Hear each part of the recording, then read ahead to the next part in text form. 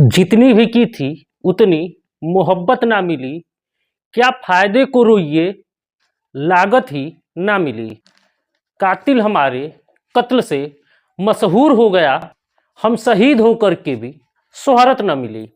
दोस्तों, आज की जो सच्ची कहानी है कुछ इसी यूं कहे इसी शेरो शायरी पे आधारित है। दोस्तों, एक 16 साल की नाबालिग लड़की है। खान सर यानी वही खान सर जो पटना वाले हैं, उनको अपना पति मान करके उनके लिए करवा चौथ का व्रत रह लेती है। सज सवर के कोचिंग में जाती है, दिन भर रहती है और कोचिंग में ज़्यादा भीड़ भाड़ होने की वजह से चक्कर खा करके गिर जाती है और उसे हॉस्पिटल में एडमिट करवाया जाता है। और जब ये बात खान सर को पता चलती है कि वो लड़की उनके लिए करवा चौथ का व्रत रहती है, तो खान सर उस लड़की से मिलने के लिए जाते हैं और उस लड़की से कहते हैं, अरे पगली, पति के बजाय पिता बना ली होती तो फायदे में रहती। उसके बाद उस लड़की को काफ़ी समझाते हैं और वे लड़की मान जाती है। दोस्तों, अब आप ये सोचेंगे कि खान सर की कहानी और इस कहानी से खान सर की कहानी से क्या लेना देना, तो आपको बता रहे हैं, तो आपको बताने जा रहे हैं कि इस कहानी से और आज की कहानी से कहीं ना कहीं कुछ न कुछ कड़ी जरूर है। दोस्तों, आज की जो सच्ची घटना है वो इससे भी रोचक, रोमांचित कर देने वाली सच्ची घटना है। दोस्तों, खान सर के लिए जो व्रत करने वाली लड़की थी वे तो एक बार मान गई थी, लेकिन ये जो लड़की है वे अपनी जिद पे अड़ी रही और उस बेचारे टीचर को उस लड़की से थक हार कर उस टीचर की भी इस लड़की ने जिंदगी बर्बाद कर दी। जो घटना है वे रोमांचित और रोमांस से पूर्ण घटना है, तो कृपया वीडियो के अंत तक बने रहें। दोस्तों, आइए शुरू करते हैं आज की सच्ची घटना। आज की सच्ची घटना में आगे बढ़ने से पहले आपसे एक छोटा सा अनुरोध है, कृपया इस वीडियो को लाइक करें, साथ साथ चैनल को सब्सक्राइब करें, अपने दोस्तों मित्रों के साथ वीडियो को शेयर करना न भूलें ताकि हमारा हौसला और भी बढ़ता रहे और हम आपके लिए इसी प्रकार से सच्ची घटनाओं पर आधारित वीडियो बना करके लाते रहें। तो दोस्तों, आइए देर न करते हुए वापस लौटते हैं अपनी वीडियो में। तो आज की सच्ची घटना बिहार के जहानाबाद जिले से है। जहानाबाद जिले के अंतर्गत एक तहसील पड़ती है, उस तहसील का नाम पड़ता है घोसी। दोस्तों, घोसी तहसील के अंदर एक बाजार लगता है। उस बाजार में एक सीपी सर के नाम से बहुत ही फेमस अध्यापक रहते हैं। वे बच्चे को कोचिंग पढ़ाते हैं। उनके कोचिंग में करीब 100 से 150 बच्चे की संख्या होती है, जिसमें लड़कियां और लड़के पढ़ा करते हैं। सीपी सर जो होते हैं वे पढ़ाने में काफ़ी ईमानदार होते हैं और वे केमिस्ट्री के टीचर होते हैं। उसी 150 लड़के लड़कियों में एक लड़की पढ़ती है जिसका नाम गरिमा होता है। उनका नाम केपी सर होता है, यानी कामता प्रसाद। कामता प्रसाद केमिस्ट्री के बहुत ही अच्छे टीचर होते हैं और वे वहाँ पे केमिस्ट्री की क्लास थे। बच्चे जो है कोचिंग के लिए वहाँ पढ़ने के लिए जाया करते थे। उसके बाद दोस्तों क्या होता है, वहाँ गरिमा भी अपनी तैयारी करने के लिए जाती है और धीरे धीरे केपी सर को यानी कामता प्रसाद को तरफा प्यार कर बैठती है। कामता प्रसाद के प्रति काफ़ी आकर्षित हुई लड़की जो होती है वे कामता प्रसाद के प्रति आकर्षित लड़की कामता प्रसाद से बातचीत और उनकी नज़दीक जाने का प्रयास करती है। घर में तरह तरह के व्यंजन बना करके कामता प्रसाद के लिए लेकर के जाती थी और कामता प्रसाद ये सोचते थे कि ये हमारी छात्रा है, वह हमें गुरु मान करके ये तरह तरह के व्यंजन ला करके देती है। उसके बाद दोस्तों कामता प्रसाद खाते भी है और एक गुरु और छात्र के संबंध का निर्वहन करते हैं और उसे छात्रा की दृष्टि से हमेशा देखते हैं। और इधर जो गरिमा होती है वो एक तरफा प्यार केपी प्रसाद से कर बैठती है। केपी प्रसाद जो होते हैं वे कभी भी गरिमा को लेकर के कहीं भी गलत सोच नहीं रखते थे। चूंकि दोस्तों गरिमा जो होती है वही केपी प्रसाद के प्रति गलत सोच रखती है और वे केपी प्रसाद के आसपास काफ़ी मंडराती थी, अलग से कुछ इशारे भी करती थी, लेकिन केपी प्रसाद उसे बच्ची मान करके उसके इशारों को इग्नोर कर दिया करते थे। वे सोचते थे कि कम उम्र की लड़की है तो ऐसी हरकतें किया करती है। केपी प्रसाद को क्या पता था कि गरिमा उनसे प्यार करती है। उसके बाद दोस्तों अब समय आ जाता है 24 अक्टूबर 2021 का। दोस्तों इस दिन जो है करवा चौथ का व्रत था। गरिमा नाम की जो लड़की होती है वे केपी सर के लिए करवा चौथ का व्रत रह जाती है और वे बहुत ही सज सवर करके उस दिन क्लास में आई हुई थी। उसके बाद दोस्तों केमिस्ट्री की पढ़ाई करती है। पढ़ाई के दौरान गरिमा जो है, जब सारे बच्चों की छुट्टी होती है तो गरिमा की भी छुट्टी होती है और गरिमा जैसे ही घर के लिए निकलती है वैसे ही वे बेहोश होकर के गिर जाती है।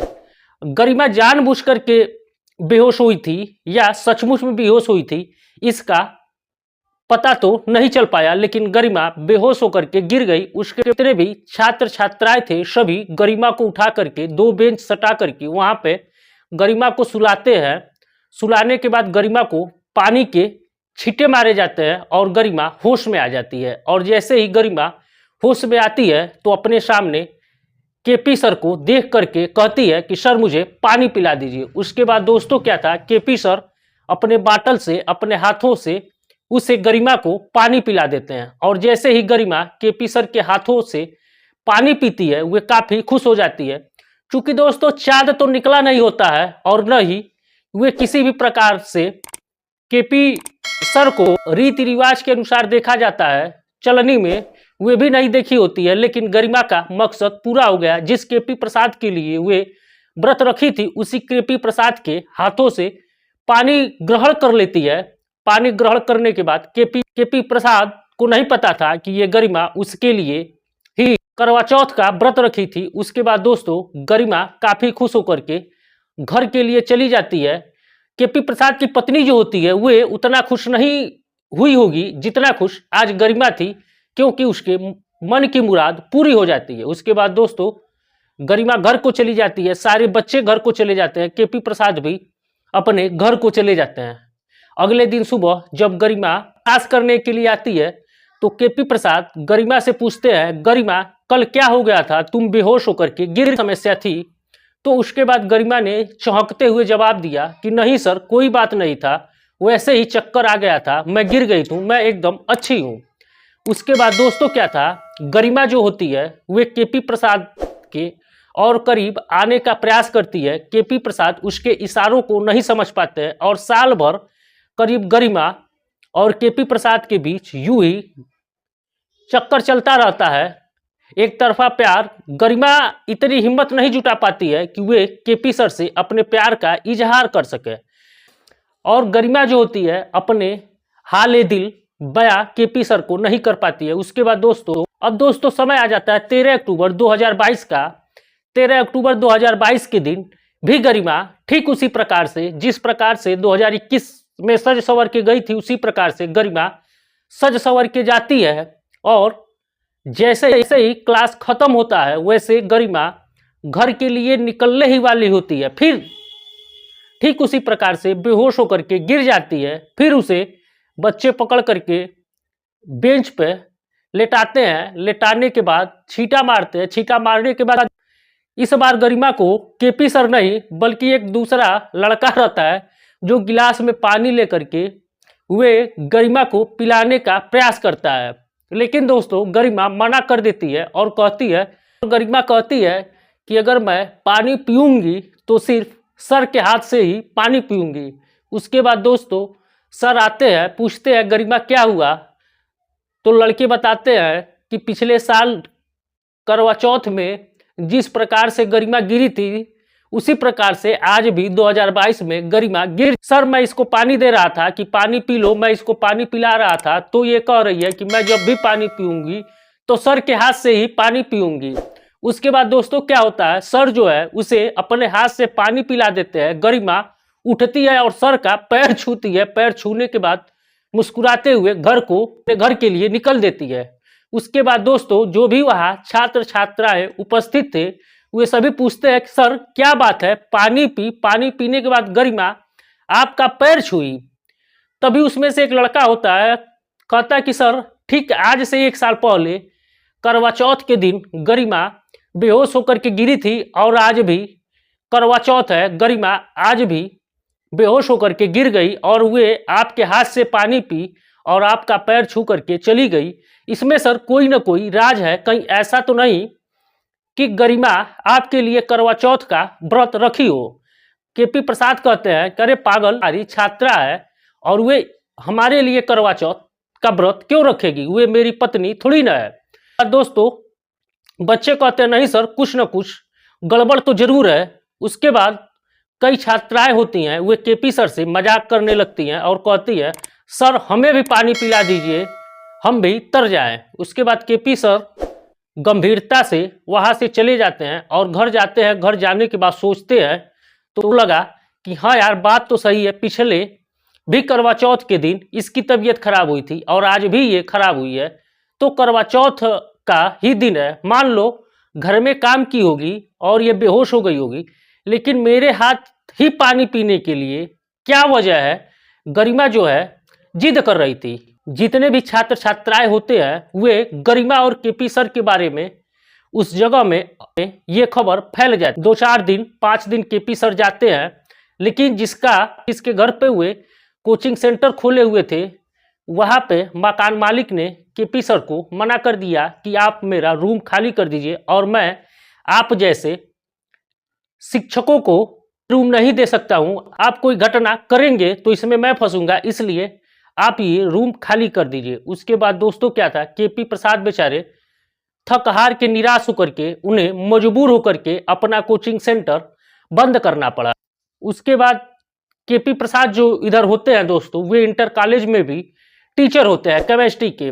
उसके बाद दोस्तों केपी प्रसाद अपना बेचारे कोचिंग सेंटर बंद करके अपने स्कूल में पढ़ाना शुरू कर देते हैं। उसके बाद दोस्तों फिर समय आ जाता है 2024 का। 2024 के करवा चौथ के दिन फिर गरिमा जो होती है सज संवर करके फिर केपी प्रसाद से करवा चौथ के दिन मिलने के लिए जाती है और वे उनके घर का दरवाजा खटखटाती है तो केपी प्रसाद अंदर बेचारे बैठे हुए थे, उनके दरवाजे पे खड़ी थी। उस केपी प्रसाद कहते हैं गरिमा तुझे आज मेरी कैसे याद आ गई और बताओ मेरे पास आने का क्या कारण है। उसके बाद दोस्तों गरिमा जो होती है वे केपी प्रसाद को पकड़ करके लिपट जाती है और लिपट करके रोने लगती है। उसके बाद केपी प्रसाद कुछ समझ नहीं पाते हैं और कहते हैं कि गरिमा क्या बात है, तुम रो क्यों रही हो। उसके बाद दोस्तों गरिमा जो होती है, गरिमा केपी प्रसाद को एक कार्ड पकड़ाती है। वो कार्ड जो था वो शादी का कार्ड था।